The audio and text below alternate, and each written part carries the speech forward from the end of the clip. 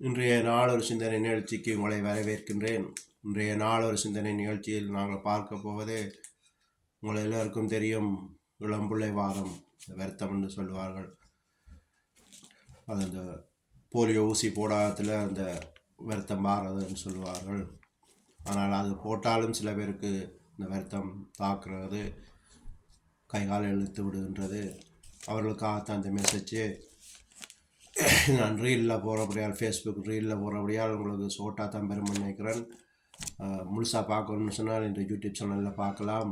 ஜஃப்ரான் அடித்து இடம் விட்டு ஜஸ்டின் JUSTWN அடிச்சிங்கன்னு சொன்னால் ஃபுல் வீடியோ பார்க்கலாம். என்னுடைய டெலிஃபோன் நம்பர் தொடர்பு தேவைகளுக்கு தொடர்பு தேவைன்னு சொன்னால் 003360099939 இதுக்கு அடுத்து தொடர்பு கொள்ளுங்கள்.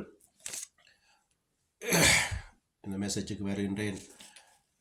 இந்த மெசேஜை வடிவாக காது கொடுத்து கேளுங்கள். இதை கேட்டு அலட்சியமாக விடாதீங்கள்.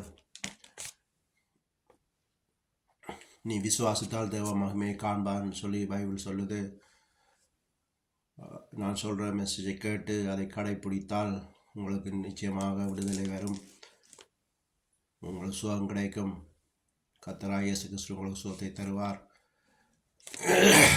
பைபிள் வசனத்தை வாசித்து காட்டிவிட்டு உங்களுக்கு ஆசிர்வதிக்கப் போகின்றேன்.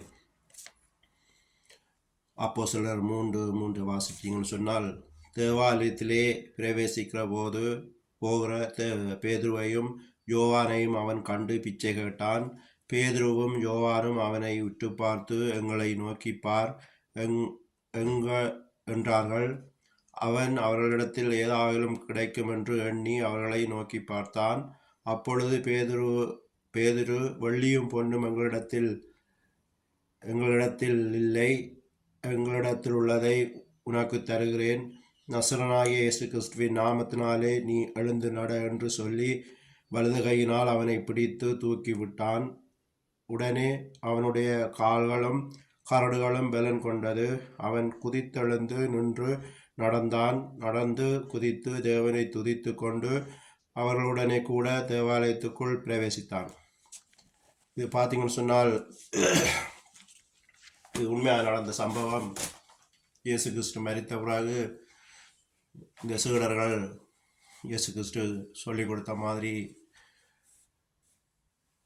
சனங்களை விடுதலையாக்கினார்கள். அந்த நேரம் அவர்கள் தேவாலயம் போனபோது தேவாலய வாசலில் பிச்சை கேட்டு கொண்டு வந்த ஒரு மனுஷன், அவர் பிறவிலேயே அவர் ஊனமாக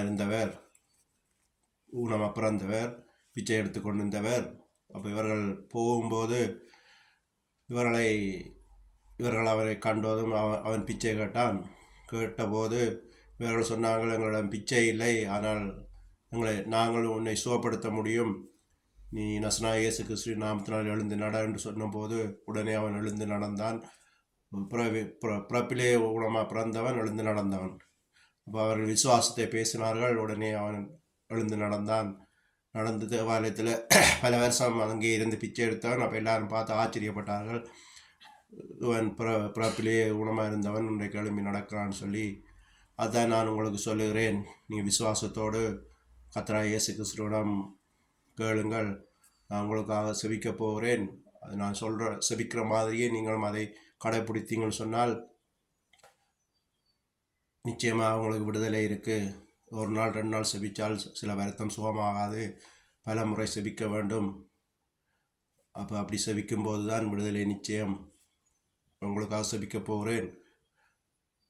அதுக்கு மேலே ஒரு விஷயத்தை சொல்லிவிட்டு உங்களுக்காக செபிக்க போகின்றேன்.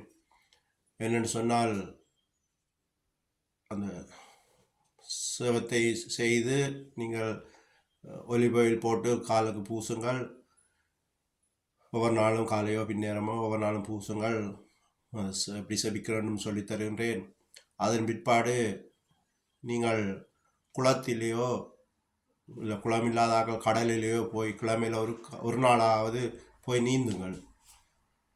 ஆழத்துக்கு போகாமல் தரையில் நின்று உங்களை எட்டக்கூடிய அளவில் நின்று நீந்தி பழகுங்கள். கை கால் அடித்து, கையை நீட்டி அசைச்சு, காலை நீட்டி அசைச்சு, அப்படி நீந்தி பழகிறதுக்குள்ள நீந்தினால் அந்த நரம்பில் இருக்கிற அந்த பிளாக்கெல்லாம் ஈடுபடும், இரத்த ஓட்டம் சரியாகி விடுதலை கிடைக்கும். அதோட விசுவாசத்தோடு நீங்கள் செபிக்கும் போது இந்த கட்டுகள் உடையும், அந்த இரத்த நரம்புகள் பிளாக் பண்ணுற தடைகள் எல்லாம் இயேசு கிறிஸ்துவின் நாமத்தாலே உடைக்கிறேன். நிச்சயமாக நீங்கள் சுகமடைந்து சாட்சியாக இருப்பீர்கள். இப்போ உங்களுக்கு ஆசிரிக்க போகிறேன். வழியாக கேட்டு அதையும்படி கடைப்பிடியுங்கள். நன்றி ஏசப்பா, நன்றி இன்றைய நாளுக்காக நன்றி. இயேசு கிறிஸ்துவின் நாமத்தினால் செபிக்கிறேன். ஏசப்பா, இந்த வீடியோவை பார்க்குற கை இல்லாமல் இருக்கிறவர்கள், கால் இல்லாமல் இருக்கிறவர்கள், கை வியாதி கால் வியாதியோடு இருக்கிறவர்கள், நடக்க முடியாமல் இருக்கிறவர்களுக்காக செபிக்கிறேனப்பா. இந்த சபத்தை கேளுங்கப்பா. கேட்டு அற்புதம் காண விசுவாசத்தை கொடுத்து அவர்கள் அந்த அற்புதத்தை காணணும்ப்பா. நசரா இயேசு கிறிஸ்து நாமத்தினாலே நான் எழும்பி நடக்க பண்ணுகிறேன். சுகத்தோடு எழுந்து நடக்க வேணும், சாட்சியாக இருக்க வேணும், மற்றாக்களுக்கு சாட்சி சொல்லத்தக்கனாக வேலை சுகப்படுத்துங்கப்பா. இயேசு கிறிஸ்துவின் நாமத்தினால செபிக்கிறேன். இந்த மாதிரி நீங்கள் ஒலிவ் ஆயில் எடுத்து பூசும்போது இயேசு கிறிஸ்துவின் நாமத்தினாலே கடிந்தப்புறப்படுத்துகிறேன். இந்த வியாதி இயேசு கிறிஸ்துவின் நாமத்தினாலே கடிந்தப்புறப்படுத்துகிறேன் என்று சொல்லுங்கள். நிச்சயமாக விடுதலை கிடைக்கும். உன் நம்பிக்கை வீண் போகாது. அப்படி யாராவது சுகமாகினீங்கன்னு சொன்னால் எனக்கு சாட்சியாக சொல்ல வேண்டும். என்னுடைய நம்பர் தந்திருக்கிறேன், யூடியூப் தந்திருக்கிறேன். சாட்சி சொல்ல வேண்டும். இது மற்றவர்களுக்கு பிரயோசனமாக இருக்கும். இதுவே இன்றைய நாளொரு சிந்தனை நிகழ்ச்சி. நன்றி, வணக்கம்.